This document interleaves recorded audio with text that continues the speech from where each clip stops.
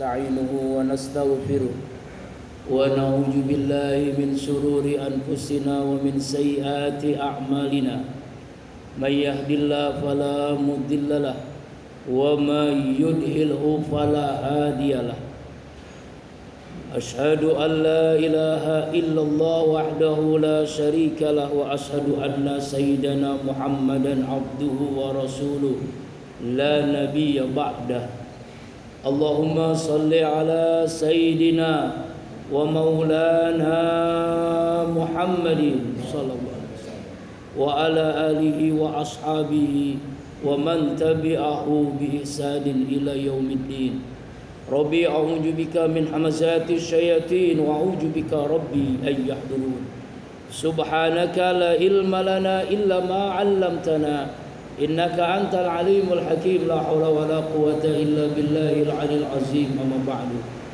فيا عباد الله أوصيكم وإياي بتقوى الله فقد فاز المتقون اتقوا الله حق تقاته ولا تموتن إلا وأنتم مسلمون قال الله تعالى في القرآن الكريم وهو أصدق القائلين أعوذ بالله من الشيطان الرجيم بسم الله الرحمن الرحيم وما خلقت الجن والإنس إلا ليعبدون صدق الله العظيم معاشر المسلمين وجمرة المؤمنين jamaah salat Jumat Masjid Al-Mujahid rahimakumullah.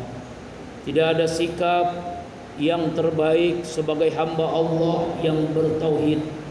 Cepat atau lambat semua kita akan menghadapi kematian, kecuali langkah takwa yang selalu menyertai kita dimanapun, kapanpun, dan insya Allah dalam kondisi bagaimanapun. Ma'asyiral muslimin rahimakumullah.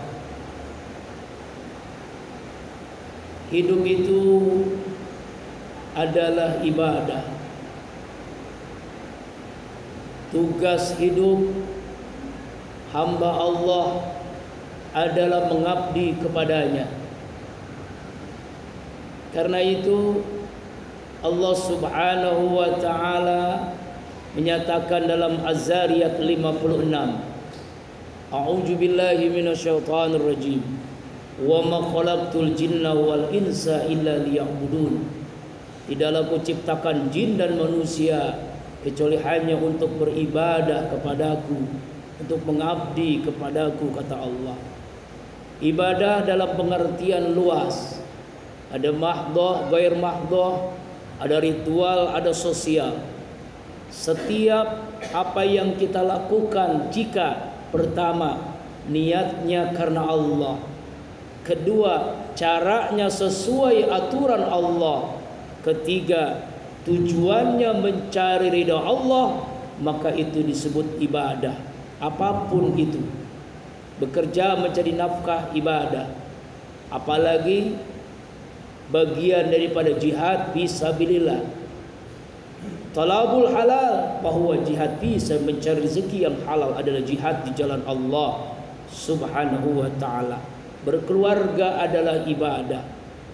Aktivitas apapun yang kita lakukan, sendiri, beramai-ramai, atau apapun, bernilai ibadah di sisi Allah jika memenuhi 3 persyaratan tadi: niat, cara, dan tujuan.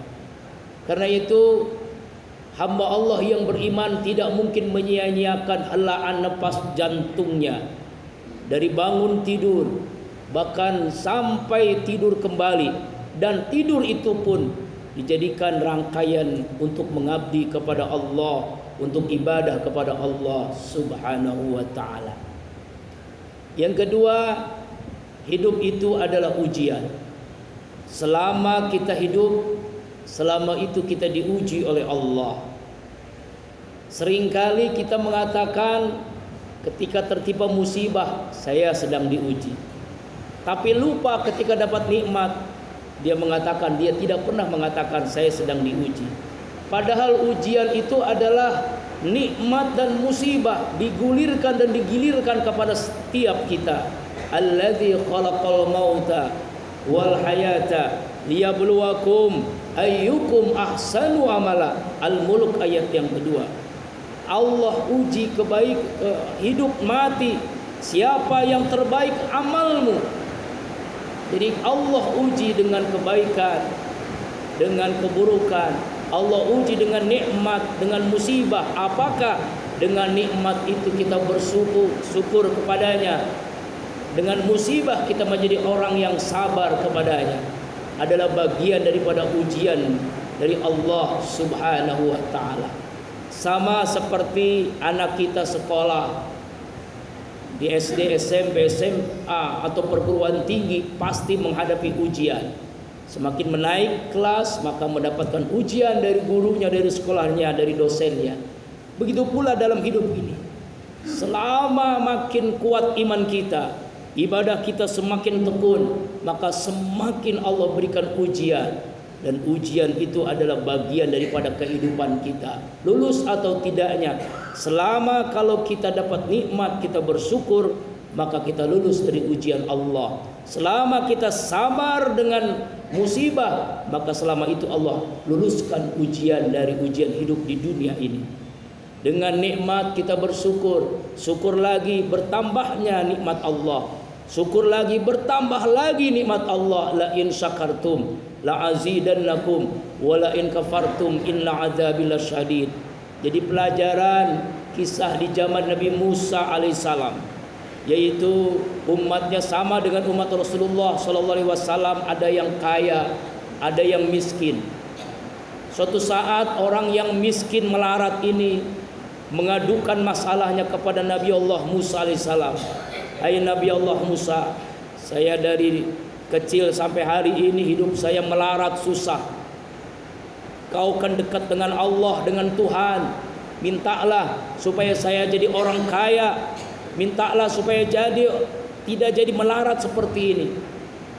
Tersenyum Nabi Musa lalu menjawab, hai fulan, bersyukurlah kepada Allah, pasti Allah berikan kekayaan, keberkahan. Orang ini marah-marah, hai Nabi Allah Musa, bagaimana saya bersyukur kepada Allah? Rumah saya kecil, hujan kehujanan, panas kepanasan, bocor di mana-mana, pakaian pun compang-camping, makan kadang tidak. Hidup saya melarat. Rasa-rasanya sulit saya bersyukur kepada Allah Subhanahu. Ngambek, dia marah, tidak puas dengan jawaban dari Nabi Allah Musa, dia pulang. Beberapa hari kemudian ada orang kaya mengadukan masalahnya kepada Nabi Allah Musa, dan ini aneh orang kaya ini. Hai Nabi Allah Musa, hidup saya berkecukupan. Rasa-rasanya bosan juga saya jadi orang kaya. Saya melihat sekali-kali pengen jadi orang miskin. Bagaimana caranya ya Nabi Allah Musa? Nabi Allah Musa menjawab, mudah kalau kamu ingin jadi orang miskin. Ingkari nikmat Allah. Jangan kamu bersyukur kepada Allah, pasti kamu jadi orang melarat, orang kaya. Marah tapi bagus. Hai Nabi Allah Musa, bagaimana saya mengingkari nikmat Allah? Allah berikan begitu banyak nikmat kepada saya. Bahkan nikmat itu tidak pernah terhitung oleh saya. Nikmat mata, telinga, mulut, tangan, kaki, jantung, ginjal, paru-paru, nikmat hidup, nikmat beragama, nikmat bertuhan, begitu banyak nikmat-nikmat Allah. Rasanya sulit saya mengingkari nikmat Allah. Lalu kesimpulannya, yang tadi yang miskin makin susah, makin melarat hidupnya karena dia tidak pernah bersyukur kepada Allah. Tapi kebalikannya, orang kaya tadi makin kaya, makin berkah hidupnya karena dia bersyukur kepada Allah Subhanahu wa taala. La in syakartum la azidannakum wa la in kafartum inna azabi lasyadid. Kita digulirkan. Begitu pula dengan musibah, adalah bagian daripada ujian yang kita alami, baik itu kematian, kecelakaan, atau musibah bencana alam, banjir, longsor dan sebagainya, adalah bagian dari ujian Allah. Apakah kita sabar menerima ujian itu? Wa basyiris sabirin alladzina idza asabatuhum musibah qalu inna lillahi wa inna ilaihi rajiun. Ulaika alaihim shalawatu min rabbihim wa rahmah wa ulaika humul muhtadun. Berikan kabar gembira kepada hamba Allah yang sabar ketika tertimpa musibah. Kecelakaan mobil yang belum lama dialami, 10 orang meninggal dunia kemarin di Bekasi misalnya. Keluarganya sabar, ini adalah bagian dari takdir Allah. Mereka berkata, kami dari Allah, kami kembali kepada Allah. Mereka itu yang mendapatkan salawat, rahmat, dan hidayah Allah subhanahu wa ta'ala. Jamaah Jumat rahimakumullah.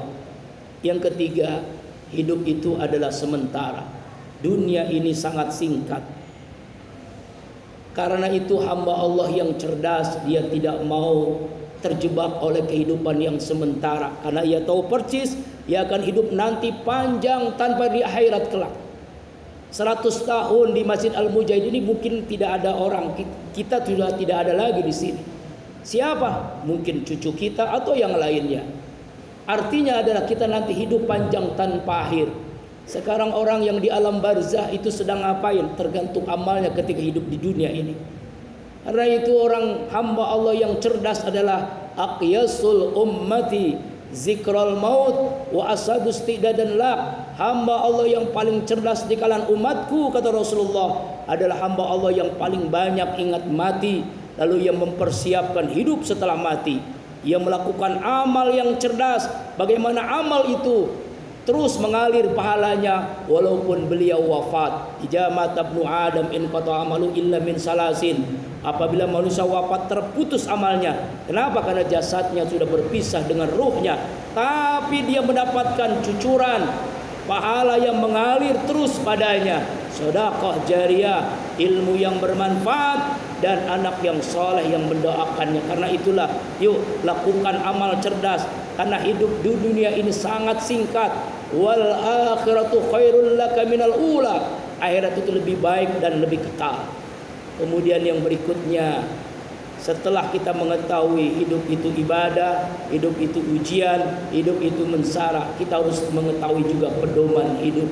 Pedoman hidup yang bisa menyelamatkan hidup kita di dunia yang sesaat dan menyelamatkan hidup kita nanti di akhirat. Apa itu?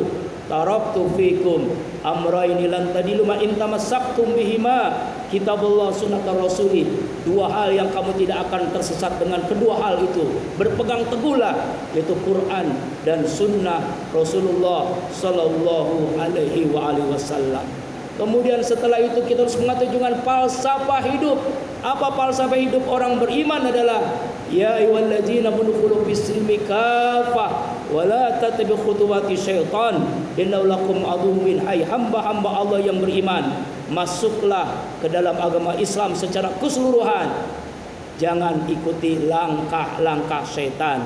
Artinya jangan memilah-memilih dalam ajaran Islam. Kadang di antara kita ketika sholat ajaran Islam, puasa, zakat, haji, tapi ketika di kantor, berpolitik, berbudaya, berekonomi, berkeluarga, lupa dengan ajaran Quran dan Sunnah, bahkan meninggalkan ajaran Quran dan Sunnah. Auzubillahi min zalik. Masuklah ke dalam agama Islam dalam keseluruhan.